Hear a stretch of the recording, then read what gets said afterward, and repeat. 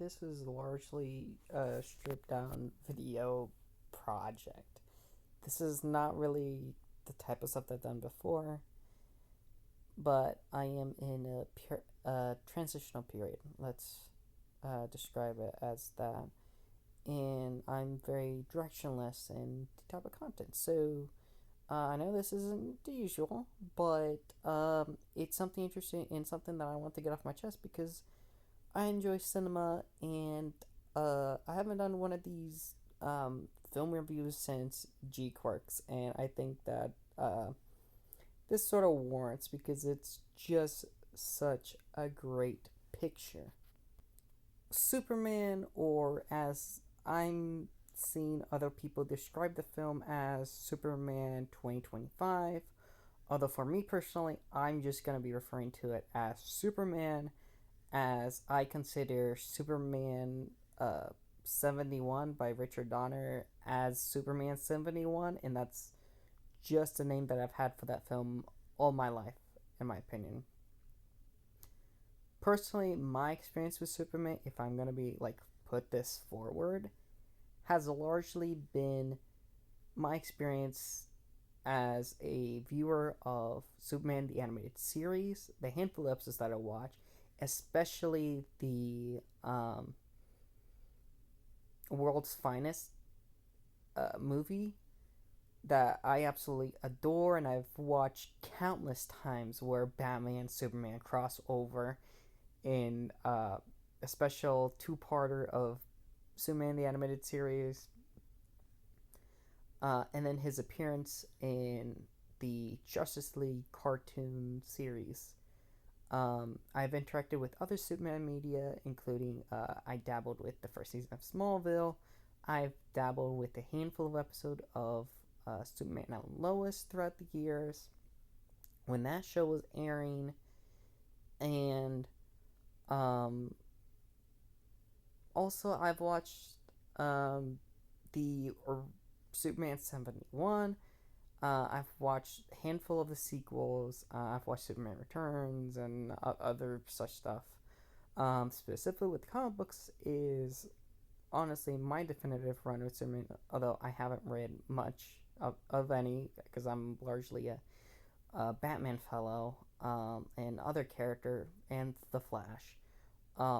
Is Grant Morrison's New 52 Action Comics run on Superman, which I absolutely love and adore. Uh, I've read it multiple times. I haven't gone around to it, but someday I do want to purchase the omnibus for that collection. And also, I am sad to say, but I'm a massive fan of the Death of Superman storyline from the 1990s, but that's more of a result of the specific time period that it represents and the overall vibe and period that this comic that comic resided in than anything else, in my opinion. But to go back to the film itself, my thoughts overall with the film is that Superman is a great picture. From all the characters, the storylines, how the story is built, how you might even describe it as simple in its approach to the character and to the broader world. Obviously, this is the start to the creative vision of James Gunn, but I'm gonna try my best to not really like do the auteur thing as I've talked about before when my project on Neon Genesis Evangelion. But this does exist within the context of that this is setting up a brand new world, and it's the first cinematic picture within the vision of James Gunn's revitalization of the um, DC comic book universe film franchise.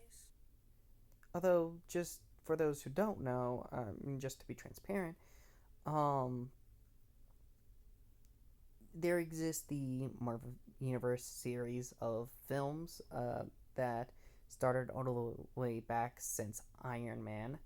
And within that same period was whenever there was the original Batman Dark Knight trilogy by director Christopher Nolan and his many contributors of those films, with the lead actor of Christian Bale as the title character Batman, in the early 2000s. And as a result of the MCU and the great success of the Dark Knight trilogy, Warner Brothers went off to create a new cinematic universe in competition with Marvel, um, called the DCEU, which ended up being a massive franchise for DC comic book characters and films based on many storylines, from Man of Steel to Batman vs Superman to Justice League to Wonder Woman and a bunch of films. But at the end of the day, with the whole franchise ending with the film The Flash, it all went down into the dumpster and was a complete like fire uh, of hot garbage films. There's a handful that are like good and fine and people enjoy, but by and large, it was not a successful franchise in competition with Marvel and Marvel Studios, who found great success with the Avengers films, Avengers Infinity War, Endgame, Civil War, in partnership with Sony with Spider Man and their series of films, in which the film director for Superman got a start as doing the films for Guardians of the Galaxy. Although, as a result of the film director's past comments and comedy bits and things of that sort, that did not reflect the brand image of Disney and Marvel Studios, and honestly did not look good for him. And so he was ousted from his position at Marvel and found a new home at Warner Brothers at DC, and founding of DC Studios in competition with Marvel Studios as they create and revitalize the DC comic book series of films, to say the least. In which this is where the context of this film sort of comes in. The film features like actors like Nathan Fillion, that you may know him as Nathan Drake from the Uncharted franchise. Nicholas Hoult, that you might recognize him from Nosferatu, the recent Nosferatu film, for that matter, um, and The Order, and comic book realm, playing Beast within the Fox X-Men film franchise, and also making cameos and but so but with Superman being played by largely unknown David Cornswept. Although you can correct me if I'm wrong on how I pronounce his name, forgive me. Um, who does an amazing job portraying the title character. Um, honestly, which honestly shouldn't bring that up, but this character does bring forth, and his performance as Superman is radiant within his interviews and just a general personality and the way he presents himself, um, throughout the marketing and rollout of the film itself, and interviews, and interaction with people on set, and little tidbits that one picks up. Although that's enough background. The text itself, Superman, essentially takes place as Superman has existed for a couple of years. He's done with his early years as the title character. The world is pre established. You are going into the middle of his story. Um, Superman has crypto already, and then later in the film, you get to learn who actually owns the actual owner of crypto, and that little thing at the end also sets up the next upcoming film that is going to come after Superman. with Lex Luthor being the main villain, and oh my god, does Nicholas Hoult does a tremendous job with the character. Honestly, his performance as Lex Luthor is what brought me into the film and into its world, and was essentially the thing that essentially had my money going into the theater and watching the film, because I was waiting to watch his performance as Lex Luthor. Um, it's known that behind the scenes that um, he actually tried out to become to for the role of Superman, and he didn't get it, and he got the role of Lex Luthor. Funny enough, unironically, a similar story as the story for um, the individual that went to play Scarecrow within Batman, who's known for his work in uh, 20 Days. Cillian Murphy, obviously Cillian Murphy. How can I forget that iconic actor's name? But similar story here.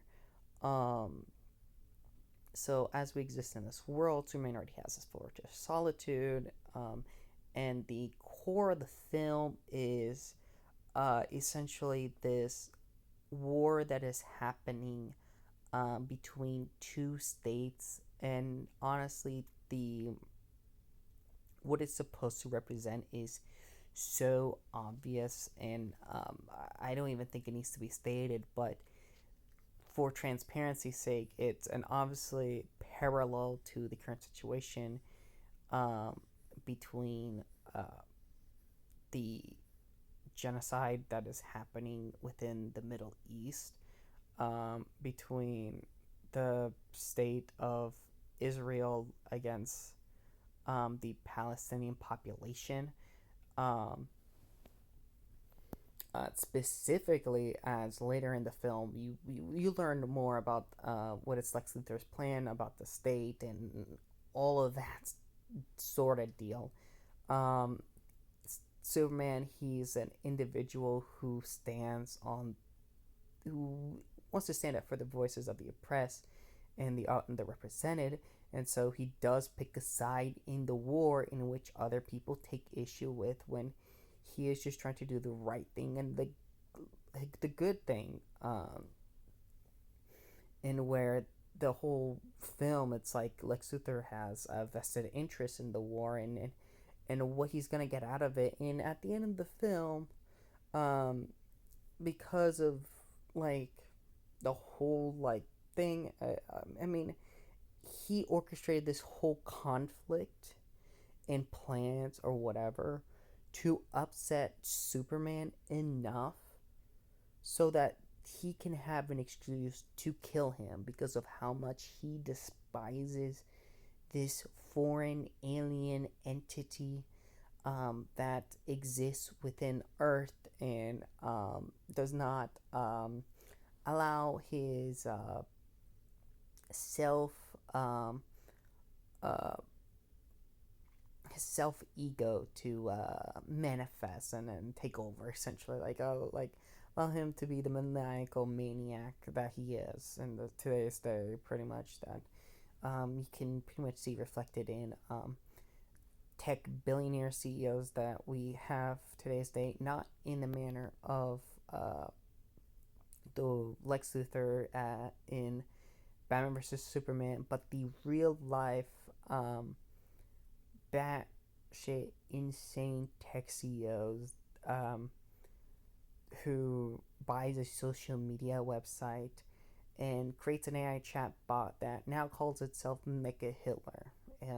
If you're following current news, hopefully this doesn't really date this video. But to get back to point, the film is terrific in its portrayal and uh, of Superman as a character, as an individual, as an idol. Um, Not in the manner of like a godlike being, as in Man of Steel, Batman vs Superman, and Zack Snyder's interpretation of the character, but as a real human being that exists within this world as a symbol of hope, justice, and for a better tomorrow. That is honestly to the core of the film, in which I really enjoyed it, and I have even gone into the other aspects of the film itself. I'm not gonna go out of my way to spoil everything, but here like key aspects that I really enjoy, and I'm gonna go to them by um, level of essentially like um, not worse, but like lower to the thing that I love the most here. I've already said how much I really enjoyed Lex Luthor's portrayal in the film. Another one is Hot Girl, in which honestly she doesn't have too many spoken lines in the text itself in the film, but she is a great personality, and you sort of get a feel for her character. Though I assume that she'll be expanded in other projects and other series and shows, hopefully. Uh, Although I would be very disappointed, this is just what's left of the character. But she does have really big important moments. One is whenever there's a giant fight with a monster, and her approach to trying to fight it, and how it's like she's just like all aggressive and all brutish, attempting to defeat the monster. And then later in the film, in her approach of, to say the least, essentially resolve political conflict um, with politicians um, in her own unique way, and I think that the casting was great. She fit the character. I feel that you know it's her on the screen, the character that I really enjoy from the Justice League animated series and from the comics, and also from playing DC Universe Online. Um, have I said how much of a DC fan I am? um, Great portrayal. Another one is Nathan Fillion as Guy Gardner, in which I'm going to be honest, my only interaction with Guy Gardner has been with his appearances on Batman Brave and the Bold, and then also in like a handful of other animated projects, but more specifically in the death of Superman and his character in Justice League International. He's a great character. Nathan Fillion does an incredible job with the character itself. He gives him the energy, the aura, the essentially like this is Guy Gardner. If he was a real individual that existed within our world, I believe this is Guy Gardner. It's not Nathan Fillion. It's literally Guy Gardner. It's incredible. And honestly insane in my part, from my perspective, because I would never thought they would go with a character like this. But that's what happens whenever you have a box office failure with Ryan Reynolds as your lead. You get Nathan Fillion to do an incredible job as a Green Lantern, and also, and even though it doesn't go like in depth of like what are Green Lantern and things like that. Obviously, this has the assumption that you already know maybe these characters, or even if you don't, like it only gives you enough to where it's like, hey, this is what you need to know. So move on, enjoy the text, and enjoy the story. Um, I guess we're gonna be getting more closer to other stuff because I only have a couple more stuff. But before we go to the big stuff, another one is Crypto the dog. I loved Crypto. Um, the uh, the midpoint of the film is all surrounded around Crypto as part of the plot is Lex Luthor trying to find dirt on Superman. He finds dirt on Superman as a result of whatever his parents left for Kal-El in a space pod that is kept in this Fortress Solitude, although I'm being very cryptic whenever I say that, um, in where he ends up taking Crypto as a result of him trying to find dirt on him, in which that whole entire sequence and his, it goes more into the like how Nicholas Holt like approached to Lex Luthor, but like a completely vile, vicious character he is, and completely like the whole film surrounds around Crypto and Kal-El's love. Kal-El's love for his dog.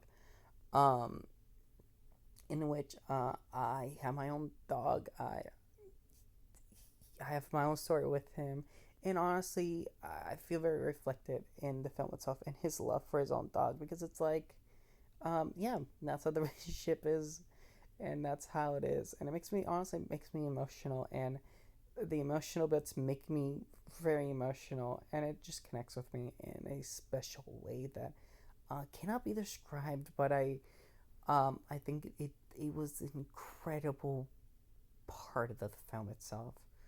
Um, Another one which I'm gonna go in that, honestly, I didn't really think about it because it was also another thing that like really is like grabbed me to the film. But when you watch it, the marketing doesn't really do justice. But like, holy crap! I did not imagine Mr. Terrific's role in the film. For me, I am probably one of the couple people, although I don't want to be that sort of like I'm the one, I'm like one of those, but like I'm a massive Mr. Terrific fan, but specifically his character within New 52's Earth 2 continuity and run, and his character within that whole series, as a man of trying to fight for a better tomorrow, and trying to save his universe alongside the other heroes. Um, but I I loved him. He was incredible in the film. I love his character. I love his personality. I love the actor. I love how he's presented in the text. And it's just into the screen, and his relationship to the other characters. And honestly, I hope that this will bring forth probably like a new title or whatever, new series, at least something that features him. He's been featured in works like uh, Batman Flashpoint, uh, and like also his own series. There's also the I believe the Outsiders comic featuring Batwoman. They'll correct me if I'm wrong, but there's a comic where it features Batwoman. She goes to different universes. She partners up with Mr. Terrific with that. Um, but he's literally the smartest man in the DC universe. Number two is like Bruce Wayne. Number third is literally Lex Luthor. It's crazy and it's insane, I love him. And also his appearances in Arrow. Like if you watch Arrow, you'll fall in love with the character and their interpretation of the character within the Arrowverse. But honestly, oh my god, throughout the film, his every single appearance, I was cheering for him. Oh my god, Mr. F is literally probably one of my favorite DC characters besides Batman, um, and the Flash and Wonder Woman, and like characters on the Titans and stuff like that. Like he is up there, and oh, dude, it was so incredible. Just having him in the film itself and being like such a just a pivotal character, and a character that has a lot of presence. And besides like representation on film, it's like I just he's the best boy. He's the best character in the film itself. I don't care how you feel or whatever. Best character in the film, hands down. Um, and to the last point, which is the honestly the greatest thing, it's well, that's two things, but they're both wrapped up in one. Is um, the portrayal of Lois Lane, and then the relationship between Lois Lane and with Clark slash Kal-El slash Superman. It's the driving force of the film, it's the core, and it's such an action character, and I just love her dynamic uh, personality um, in relationship with Clark, and essentially like the deeper topics that um, the creatives try to approach with the character, and the romance between Superman and Lois Lane as compared to all the other Superman films of the past. It certainly beats out the relationship of Superman and Lois from Man of Steel, in which the not to spoil stuff in the film, but the little bit of the sexiness or very intimate moments between the characters. It's more explicit in here, in which I think it's much better than how it was even handled with Zack Snyder's and his approach to the characters, which no attempt really to flesh it out. In this film, it's well fleshed out, and especially uh, astronomically times better than the one in Bryan Singer's Superman Returns approach. And then, just, I mean, not to put down Superman 71, but uh, Richard Donner's approach to it, which was the early stages and probably was honestly the first attempt on the large scale cinema uh, approach to it, and in which you can't fault it too much, but it's of its time, to say the least. Here, it feels perfect, it feels well, it feels within the time, and honestly, I love it. I love Lois Lane in this film. I love the relationship, and and how that relationship develops over time, especially her coming to learn Superman's personal life around near the middle to end of the film. As even though Superman has lived like existed for like 3 years, and I guess Lois and Clark have been dating for like 3 months or something of that sort. Um, she only then learns about his personal life and his home and the people who care about him. And that's enough about that. Overall, the film is incredible. It's great.